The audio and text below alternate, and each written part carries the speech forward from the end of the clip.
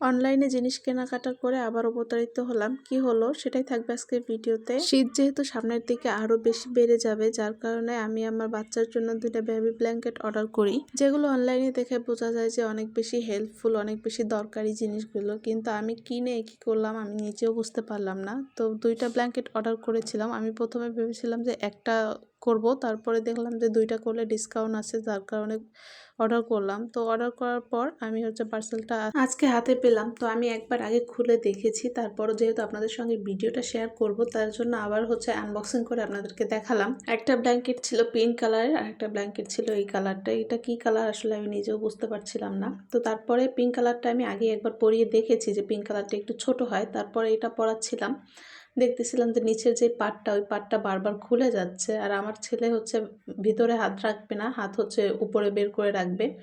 তো এটা পরে সে কান্নাকাটি করতেছিল আর বারবারই এটা খুলে যাচ্ছিল। এটা আসলে আমার জন্য কেমন হলো আমি বুঝতে পারলাম না। ওনারা যখন ভিডিওতে দেখায় তখন দেখা যায় যে আসলে প্রোডাক্টটা খুবই হেল্পফুল, কিন্তু এনে দেখলাম যে না, এটা আসলে তেমন একটা বেশি কাজের না। তবে যদি বড় সাইজের হয় তাহলে দেখা যায় যে রাতে পরে ঘুমানোর জন্য বাবুদের জন্য একটা বেস্ট প্রোডাক্ট।